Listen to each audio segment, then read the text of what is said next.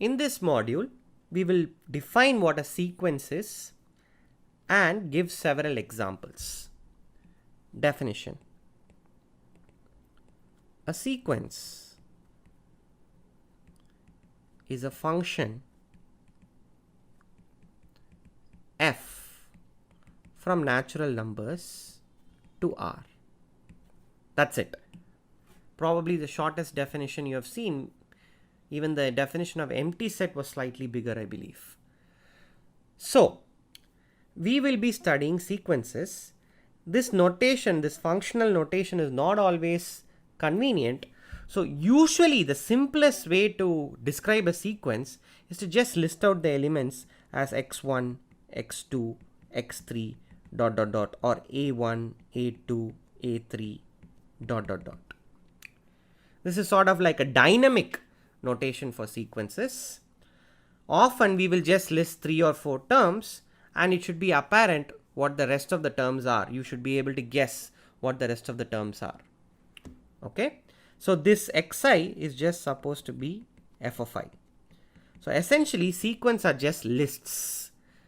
Please connect back this to the definitions of countability. More precise notation for sequences is something like this. You just put xn in the parenthesis, or if you want to be ultra precise, you can use something like an n equals 1 to infinity. Okay. The last notation has the advantage that I can always change it and say an n equals some k naught to infinity. Okay. So we can always start a sequence not from just x1 but from some further point along, sometimes even negative. You can start from x minus 3, x minus 2, so on. These are minor modifications to the definition of a sequence, so we will not be ultra precise in defining them. However, we might occasionally use such sequences which do not begin at x1. Okay. So we will from in the future we will just use any one of these notations for our sequences.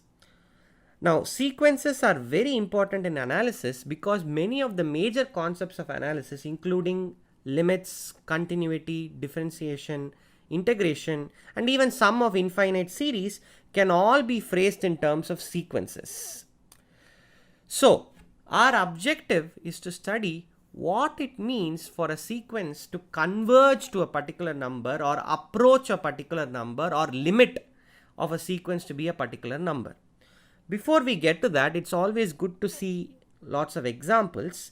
Usually I recommend we see 7 examples at least, simply because 7 is the smallest number that a random person on the street may not be able to identify whether it's prime or not. Please don't test it in the real world. This is just my personal experience. Let's just see some examples of sequences. Example 1.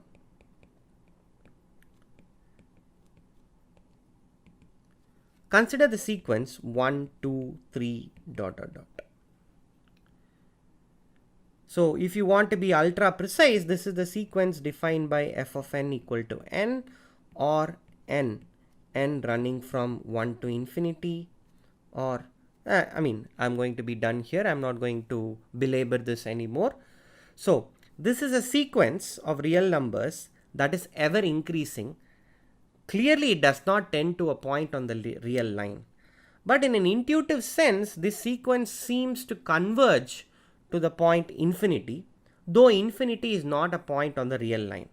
We will see more about such sequences. These are sequences that diverge to infinity. We will study these sequences also. But that's not the central point of the course. So let me give another example which is more relevant. Consider the sequence 1, half, 1 by 3, 1 by 4 and so on. This is just the sequence xn equal to 1 by n. Okay. Sometimes we shall be even more loose and just say the sequence 1 by n. Sometimes we will just say the sequence 1 by n. Okay. Now this sequence is ever decreasing. Not only is it ever decreasing, it seems to be approaching or limiting to the point 0, the number 0. We will make precise what this means soon. Let's just twist this example a little bit. Let's consider 1 minus 1 by n, the sequence 1 minus 1 by n. The terms look like 0, half, 2 by 3, 3 by 4, and so on. Okay? This is a sequence that is ever increasing and seems to converge to the point 1. Okay? Now let's twist example 2 again and consider this sequence. Example 4, which is the sequence minus 1 power n by n. How does this sequence look? Well, the first term is minus 1, then it's plus half, then it's minus 1 by 3, then it's plus 1 by 4, and so on. If you observe carefully, this sequence is neither increasing nor decreasing. It seems to be jumping here and there. But if you just collect together all the terms coming from the odd xn's, where n is odd, you get the sequence minus 1, minus 1 by 3, minus 1 by 5, and so on. Whereas if you collect all the even terms of the sequence, you get half, 1 by 4, 1 by 6, and so on. Now a moment's thought will tell you that both these in quote subsequences seem to be approaching 0, and so does the main sequence minus 1 power n by n. That also seems to be converging to 0, even though it's jumping around. One common mistake that students make in a first course in real analysis is to think that if a sequence is convergent, it cannot jump around like this. It must either be increasing or decreasing, at least after a point. That's not true. So this example motivates another definition. Let xn be a sequence. Let sigma from natural numbers to itself be an increasing function.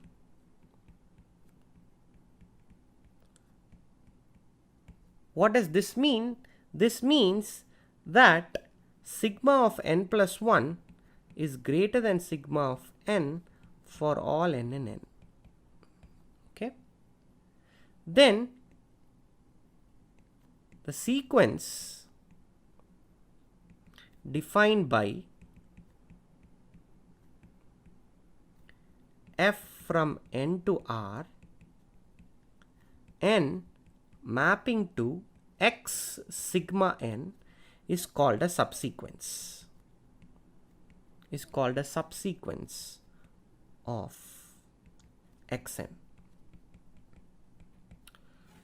So if you think about this definition, all it's saying is that a subsequence is nothing but terms selected from a sequence but in order. You can ignore some terms, but you will have to go in the same order. You cannot change the order of the terms appearing in a subsequence. So another way to think of a subsequence is like this. You are given numbers n1 less than n2 less than n3 less than ... And you're just considering the new sequence x and k, where now k runs from 1 to infinity. The sequence is no longer indexed by n, but it's indexed by this nk, and k is running from 1 to infinity. Okay? Now, let's see some examples, some more. Continue with the examples of sequences, at the same time see examples of subsequences also. Example 5. What you do is you define xn in a somewhat convoluted manner. It's 0 if n is odd, 1 if n is even. or rather let me interchange. There is no particular reason why I'm going to interchange, but it will be more useful. 0 if n is even, 1 if n is odd. Okay, so the sequence goes like this: 1 0 1 0 1 0 dot dot dot, keeps going. Again, it has two interesting subsequences: 1 1 1 1 0 0 0 0. Note, these are not the only subsequences. These are not the only subsequences. Any sequence that has only ones and zeros is a subsequence of this particular xn. Please check why that is true. But these two, 1 1 1 1 1 and 0 0 0 0 0, are interesting subsequences. These are known as constant subsequences. A sequence that is just a repetition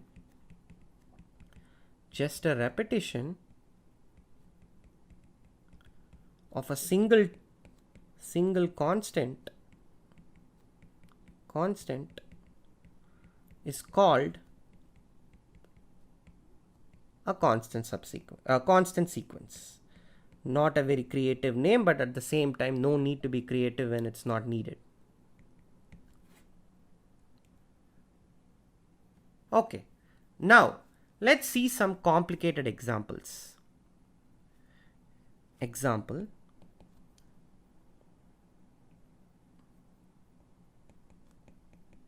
I believe we are at example 6. We are almost there to our goal of 7 examples. Xn is 1 if n is divisible by 10, 1 minus 1 by n otherwise.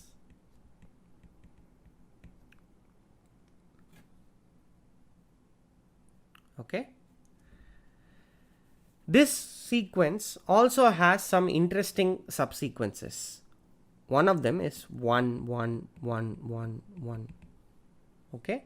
Another interesting subsequence is 1 half dot dot dot 1 by 9 and no 1 by 10, because it's 1 if n is divisible by 10, then 1 by 11, so on. Okay. Now this sequence looks to be convergent because the terms seem to be decreasing, but every once in a while there is a pesky 1 that shows up and ruins the day. So this sequence will actually not be convergent. The final example, example 7, is a very famous sequence. It's the Fibonacci sequence. How is this defined? Well, you define A1 to be 1, A2 to be 1, A3 to be 2, A4 to be 3, and so on. How does this go? Well, an equals an minus 1 plus an minus 2, and n has got to be greater than 2 for this definition to make sense, and we define a1 to be 1 and a2 to be 1. Okay, so it's a sequence that goes 1 1 2 3 5, so on. Clearly this sequence also seems to diverge to infinity, but we can form some interesting sequences from this Fibonacci sequence by considering reciprocals. We can consider the reciprocals. Reciprocals will be 1 1 half 1 by 3 and so on. Okay, and you can see that the reciprocals will sort of converge to 0. Okay, so this concludes the set of examples. From the next module we will define convergence and we will solve many examples, find the limits then find the sums of series, show that a particular sequence is not convergent, show that a particular sequence diverges to infinity, so on and so forth. We will solve plenty of problems. This is a course on real analysis, and you just watched the module on the definition of sequence and examples.